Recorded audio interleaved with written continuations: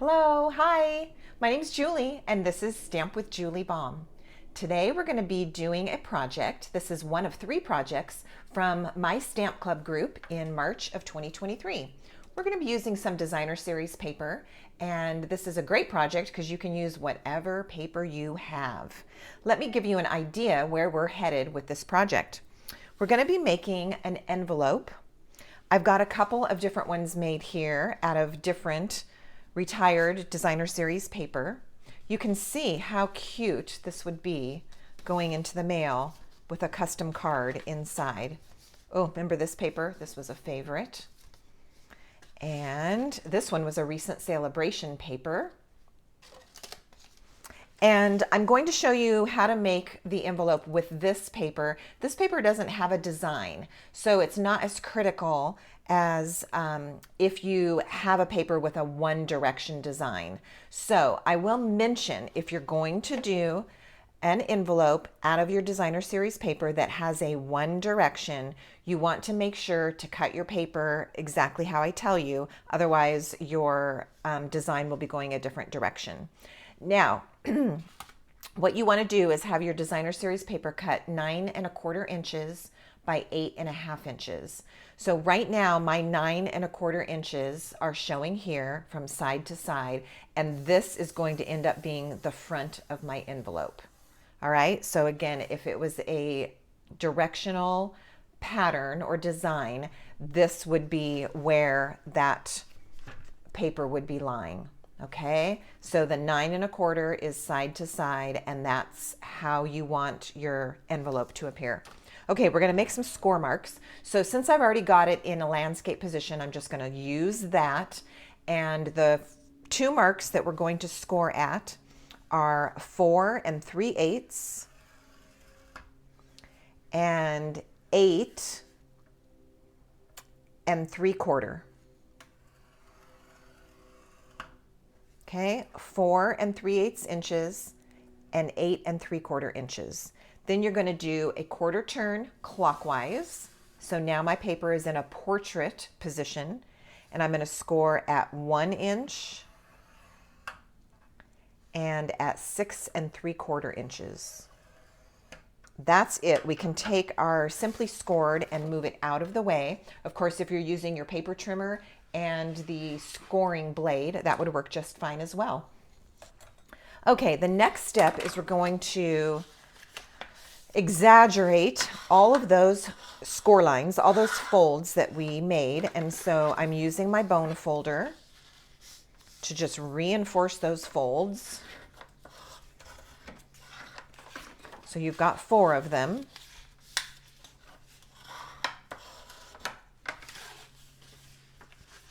All right, once we've done that, we're going to do a little bit of cutting. We've got some sections of this that we need to cut away. I'm going to use some large scissors because we're cutting a couple of big panels out of the way, but you can use your paper snips if that's what is handy. All right, let me give you an idea how this is going to be. This little skinny part is actually the flap that is going to seal the back of the envelope closed. Then we're going to have a small flap that also seals it this way. The large flap we're going to leave open, but this is much too thick this way. So we're going to remove this section right here and this section, all right, completely. So let's do that first. And depending on your paper, sometimes it's easier to see your score lines on the other side. So in this instance, it's easier to see on this side. So I'm just going to flip it over and do my cutting. Then I will flip it back over so that you don't lose the orientation of what we're doing here.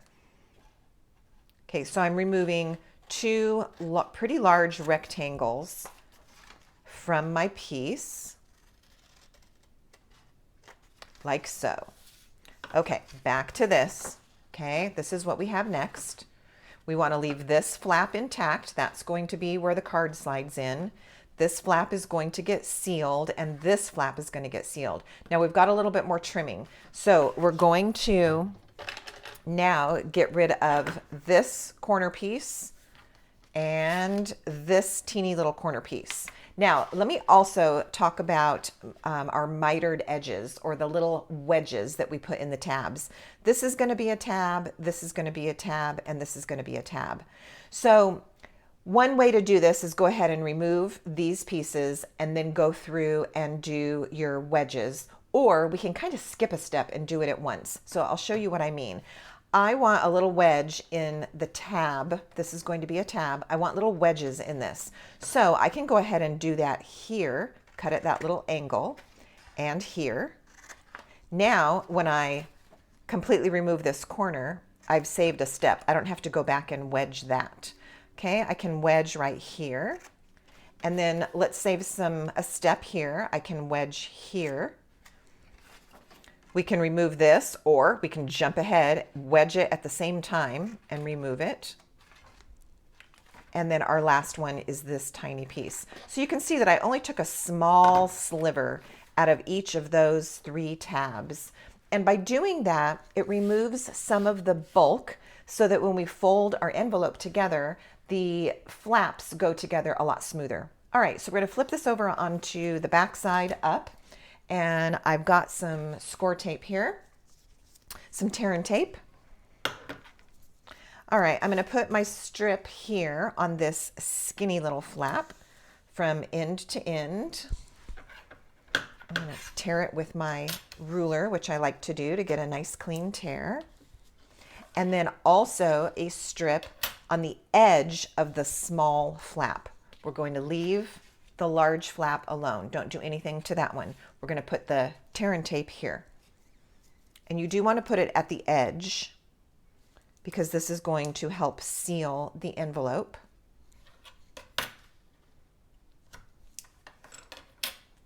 This might be a time of the season or the catalog year where you find that you have a lot of DSP that you've been storing up, also known as paper hoarding. And it's a good time to use some of that up. The new catalog is going to be coming soon, and you're going to want to buy new designer series paper. So this is a fun way to use up some of those pieces. And I will also mention it's a great way to use up some of the pieces that maybe you weren't sure what to do with them on a card. And so how cute to make a custom envelope out of it. All right, I'm removing the backing paper from both strips of my tear and tape. And then these are the steps that I like to do. I like to fold the back over, go ahead and seal the skinny one. You'll see that there's a little bit of wiggle room. This isn't super, super tight, which is necessary because we need to be able to put our card in there, especially if the card that you tuck inside has any embellishments on it that make it a little bit thicker. So it's fine that that has a little bit of wiggle room. It's got a little space here. It's not super, super tight. Same thing when you do this one, it's going to seal, but it's also going to give a little bit of room. Okay, you can see there's some give there. It's not sealed down tight. All right, I'm just going to press that to make sure that my tear and tape is stuck down nice and solid.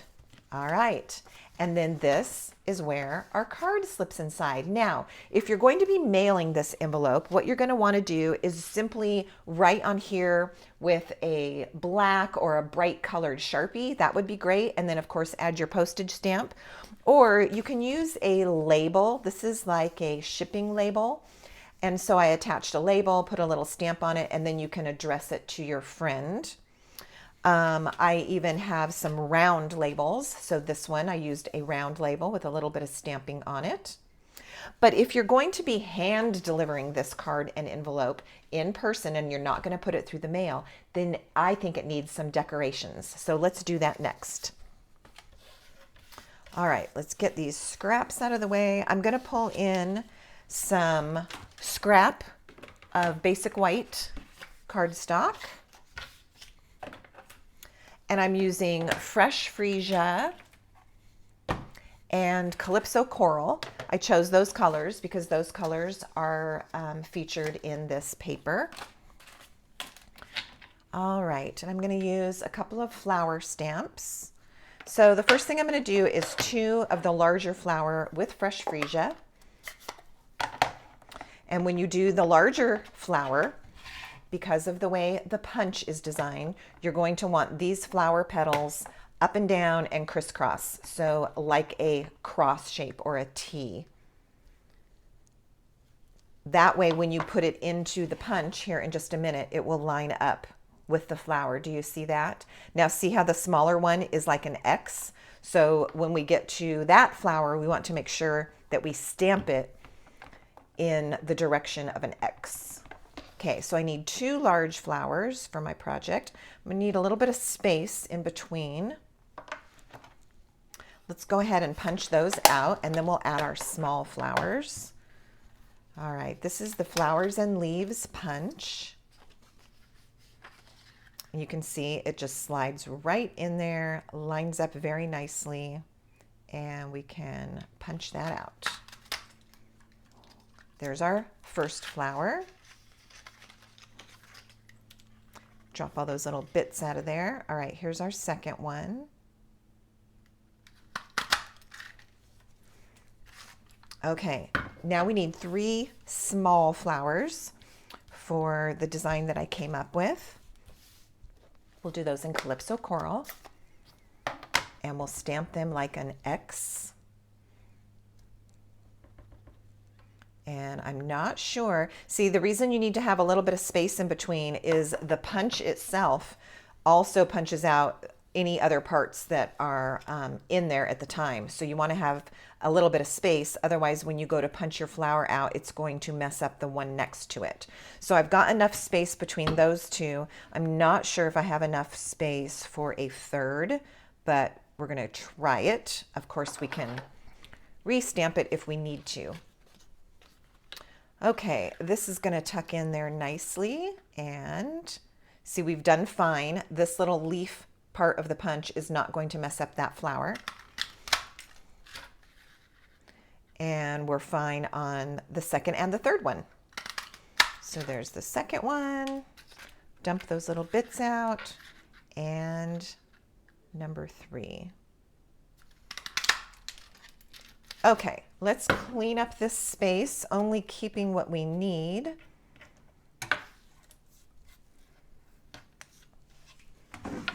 All right. So we're going to attach these to our custom envelope that we've made. Let's bring that back in. And I'm going to do this with some liquid glue and some small dimensionals. Let me see where those went. Here we go. Here's the little mini dimensionals. So I'm going to put one of the large flowers flat. You don't need a lot of glue. A little bit will do. So I'm going to put one here and a small flower here. Now I'm imagining as I go, I'm going to put let's put this one here. And then 2 more with our dimensionals. So we will pop this one up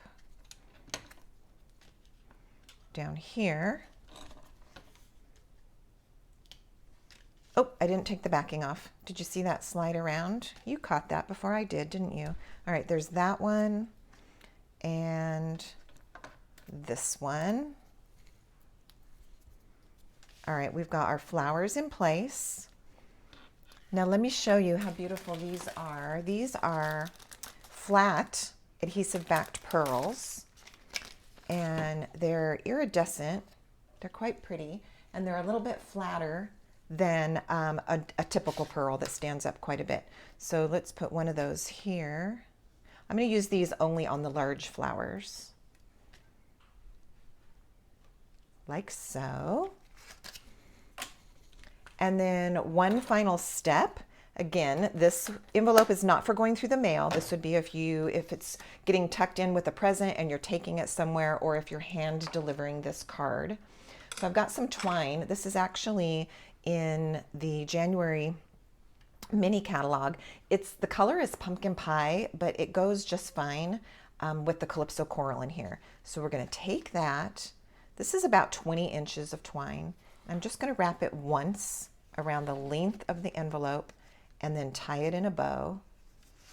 I think I need a little bit longer tail. Let's begin again. There we go. So I'm just going to tie this.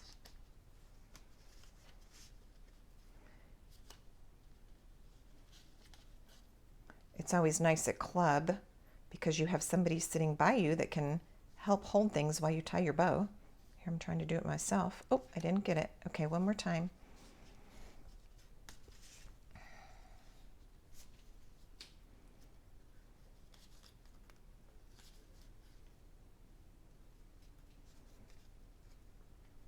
All right, there we've got our bow. Of course, you can trim up the ends a little bit, and you can also slide it depending on where you want the bow to fall.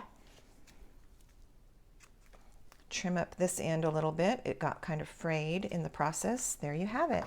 All right, so there's a custom envelope. It will fit the standard size cards that we are typically making that are 4 1/4 by 5 1/2. And again, here's a quick peek at some of those other designs that are going to be really fun to put a card in and send off in the mail. So thank you for watching. Do be sure and open the description below this video. If you click on the words that say see more, then that box will open and all kinds of great information will be revealed, including a host code and also shopping links. Thanks so much for watching. Until next time, happy stamping.